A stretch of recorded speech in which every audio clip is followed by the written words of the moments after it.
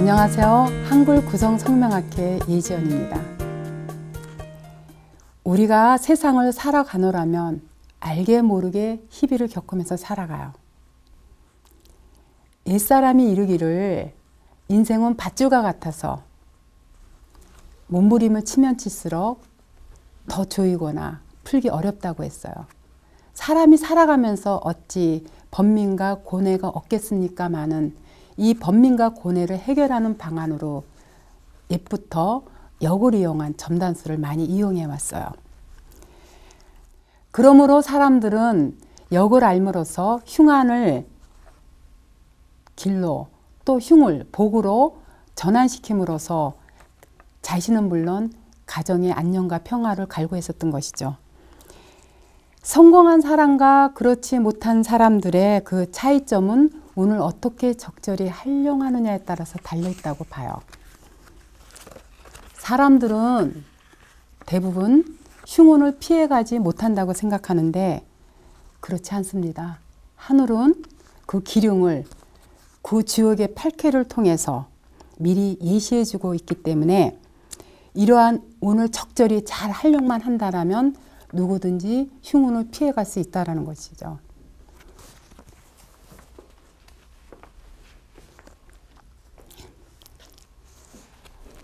최근에 아들 이름을 짓겠다고 온 사람이 있어요. 그래서 그 친구가 늦게 결혼을 한 친구인데 아들의 이름을 지으러 오면 굉장히 기뻐해야 되는데 얼굴에 수심이 가득해요. 그래서 왜 그런가 또 묻기도 뭐해서 제가 저 원인이 뭔가 싶어서 제가 구성으로 한번 살짝 옆에다 명반을 작성해 봤어요. 자, 제가 이거를 이해를 쉽게 하기 위해서 명반을 한번 그려볼게요. 그 사람이 방문한 날이 진날 그리고 오후 서너 시에 그 신시에 방문을 했어요.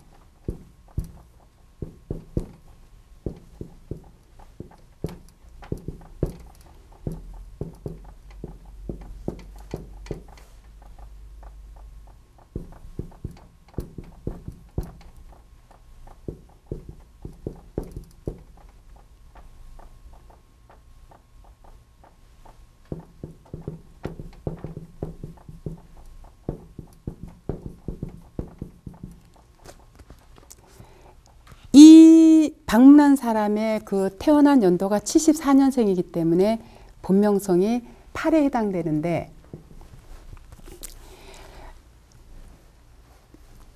딱 보니까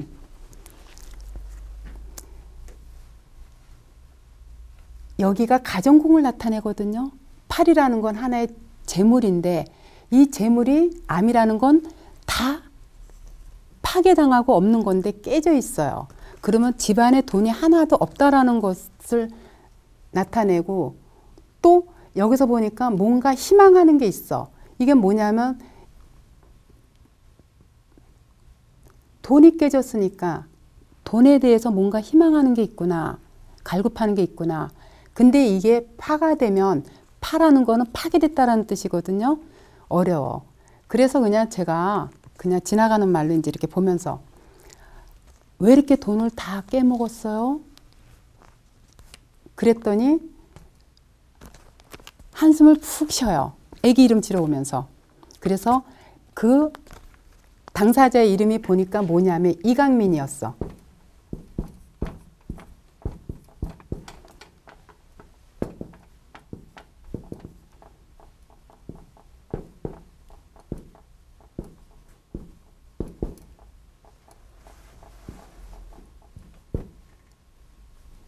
이런 이름이었어요.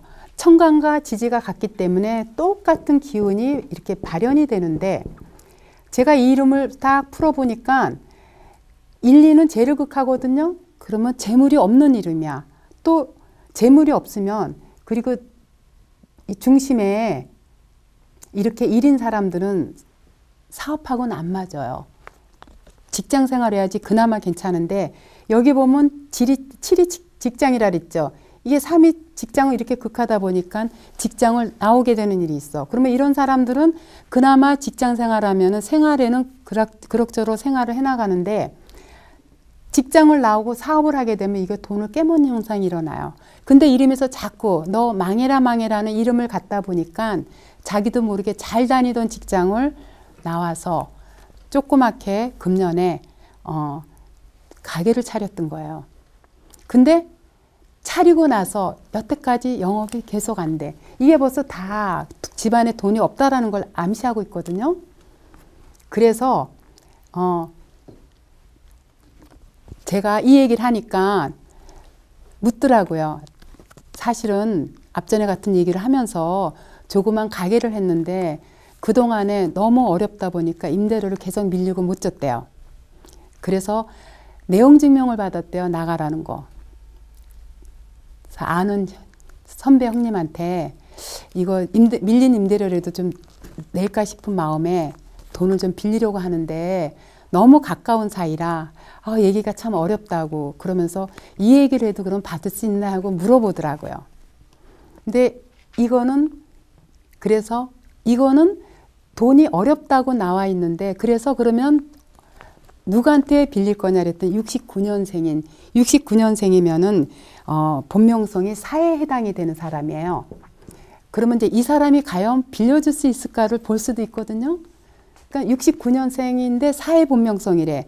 그러면은 498은 요 직업궁에서 있기 때문에 이 두 사람의 관계는 굉장히 돈독한 걸 알 수 있어요.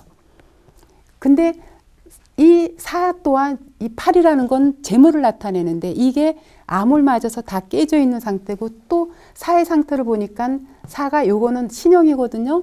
요거는 은행을 나타내는 태궁은 은행을 나타내는데 여기서도 이게 다 깨져서 이 사람은 신용도 없는 사람이에요. 은행에서.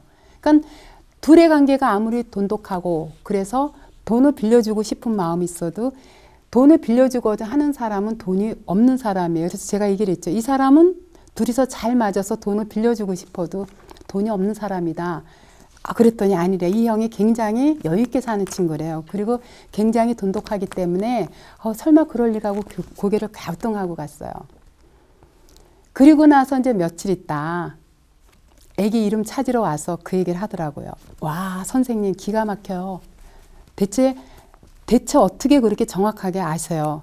그래서 내가 웃으면서 그랬지. 왜요? 그랬더니 제가 얘기를 하지 말라 그랬는데도 워낙 다급하니까 그 아는 선배형한테 아마 돈을 좀 빌려달라고 얘기를 했던가 봐요. 근데 그 형이 그러더래요. 자기 신용불량자라고. 빌려주고 싶어도 빌려줄 수 없나라는 얘기를 하더라고요.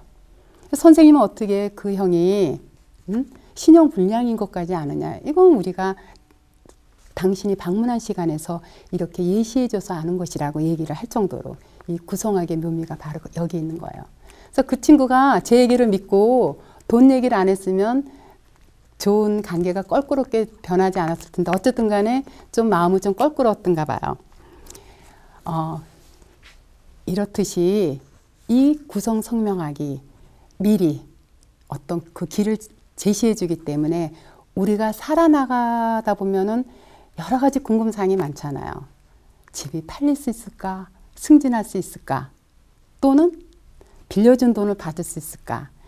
여기 이강민 씨처럼 돈을 빌리려고 하는데 상대가 빌려줄 수 있을까? 이런 거 미리 알고 저 같은 경우는 이걸 많이 이용해요. 여차 싶어서 돈이 필요할 때 과연 이 돈을 빌릴 수 있을까 뽑아보고 이제 그렇게 많이 활용을 한다라는 거죠. 빌릴 수 없는데 뭐라 위해서 껄끄러운 관계를 만들겠어요. 이게 바로 이제 우리 구성학의 이제 묘미인데 제가 또 한 예를 들어볼게요. 이분은 오래전에 저한테 공부했던 제자예요. 근데 이제 우리 사무실 근처를 지나가다가 선생님 얼굴이나 볼까 싶어서 이제 예고도 없이 왔어요. 근데 너무 오랜만에 본 이제 사람이기 때문에 제자이기 때문에 이제 궁금한 생각도 들고 그래서 이제 습관처럼 한번 그냥 재미로 이 친구가 그동안 어땠나 싶어서 그 방문한 시간을 놓고 제가 한번 구성을 작성해 봤어요. 그랬더니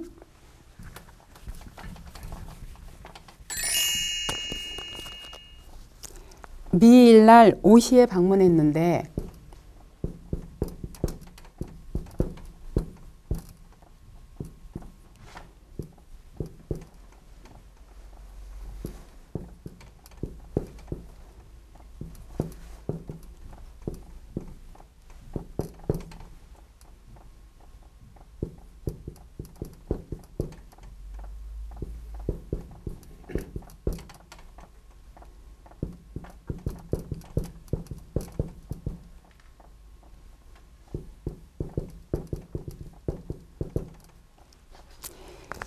이 친구가 72년생 그 일의 본명성을 가진 사람이에요.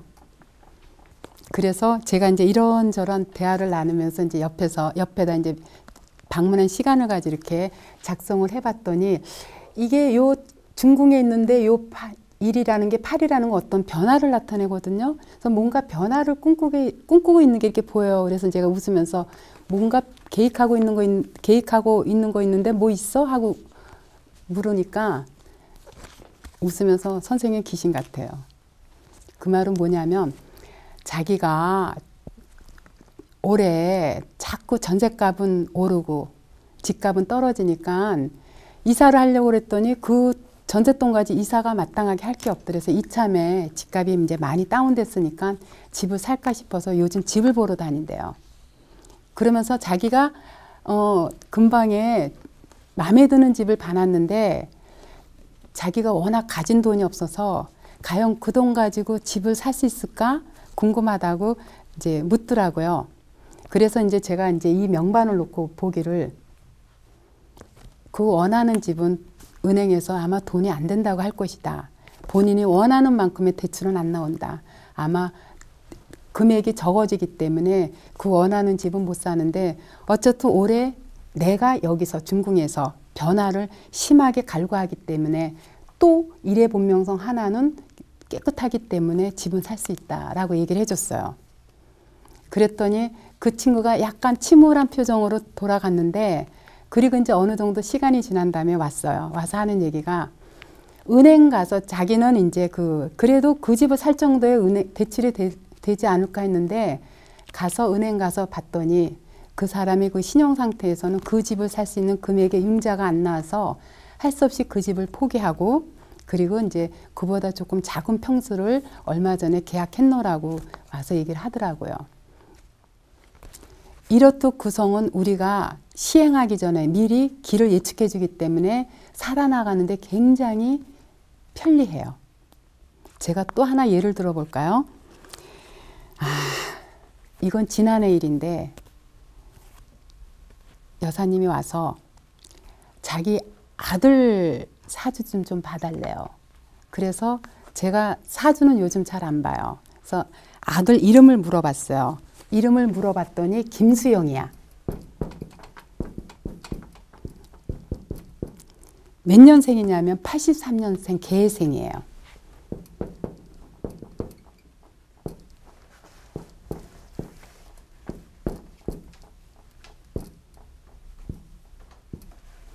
천간지지가 같기 때문에 거의 숫자가 같은 기운이 발현이 되는데 이름에서 이렇게 보면은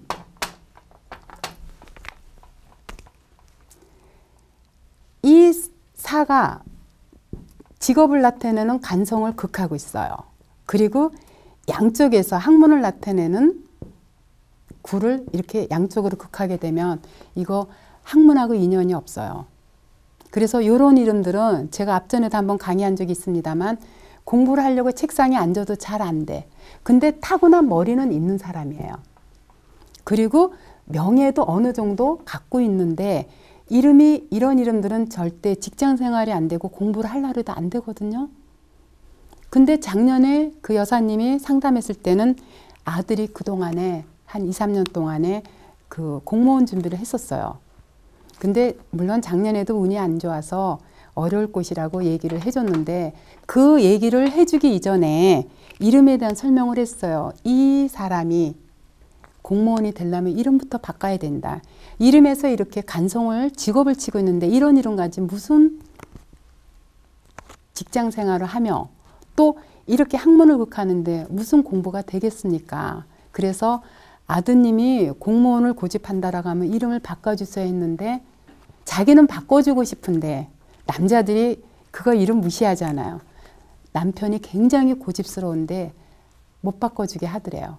그래서 남편이 워낙 반대하니까 바꾸질 못했는데 이 여사님이 올 가을에 그 공무원 시험 시즌이 있는데 아들이 속내를 털어놓더래요. 공부가 안 된대요. 머릿속에 잡념이 많아서. 그 얘기를 들으니까 이 여사님이 지난해 저한테 이름이 흉하다는 얘기를 들었기 때문에 그러면 남편이 아무리 반대하더라도 우리 아들 이름을 바꿔줘야 되겠다 싶어서 방문했던 거예요. 근데 방문한 시간까지 이렇게 제가 이제 그 시간점을 이렇게 봤는데 어렵게 나온 거야. 제가 이걸 한번 설명을 할게요.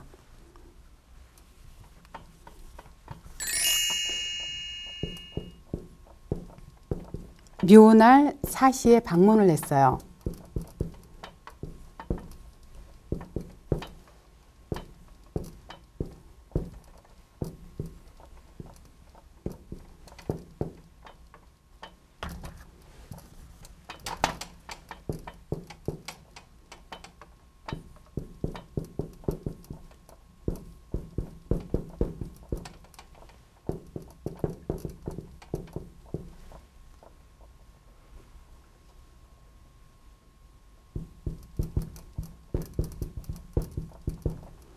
자, 83년생이면은 이해 태어난 본명성은 8이 돼요. 그래서 이름을 바꾸러 온 여사님한테 이름을 바꿔달라고 왔는데 우리 아들이 공무원 시험 오래 봐야 되는데 그런 고민의 속내를 털어놔서 제가 이렇게 그 여사님이 방문한 시간점을 놓고 과연 올해 합격이 될 수 있을까 싶어서 봤어요. 근데 8의 본명성을 보니까 여기에 보니까는 이렇게 파가 맞아 있어. 파라는 거는 이건 공무원이 되는 거거든. 6이라는 게 간이기 때문에 파라는 거는 이미 안 된다고 예고가 돼 있어요. 근데 이거는 학문궁이에요. 여길 보니까 이 8이 1이라는 거는 삿된 생각이야. 그리고 여기는 태궁이라는 거는 뭐냐면 놀고 즐기는 그 궁에 있다 보니까 이 친구가 공부는 안 되고 놀기 바빴던 거고 그리고 머릿속에 잡념만 삿된 잡념만 있다 보니까 공부를 충분히 안 했던 거예요. 그래서 참 떨어진다는 얘기하기가 참 어렵지만 제가 아예 얘기를 했어요. 올해는 어려울 것이다. 그 대신에 이 8이라는 건 또 하나의 스트레스도 되기 때문에 이걸 까딱 잘못 야단치게 되면 우울증에 빠질 수 있는 그런 시초가 되기 때문에 절대 야단치지 말고 내년이 있으니까 내년을 한번 기약해 보게 용기를 북돋아 주라고 얘기를 했어요. 자, 지금 공무원 발표가 났는데 여기서 이렇게 예시한 대로 김수영의 이름을 가진 이 친구는 결국은 공무원 시험에 올해 전부 다 여러 군데 봤지만 다 실패했다는 얘기를 들었어요. 대신에 이제 좋은 이름을 제가 바꿔줬으니까 내년에 다시 한번 도전해 보면은 그거는 또다시 기약할 수 있는 일이죠. 이렇듯이 구성학은 방문한 시간을 이용해서 그 사람의 모든 것을 한눈에 알 수 있게 해주는 이런 강한 신법에 가까운 학문이에요. 우리 성명학회가 그동안 빠른 발전을 할 수 있었던 것도 이러한 구성학을 접목시킨 한글 구성 성명학회다 보니까 많은 사람들한테 부각이 되지 않았나 그렇게 생각해 보는 바예요.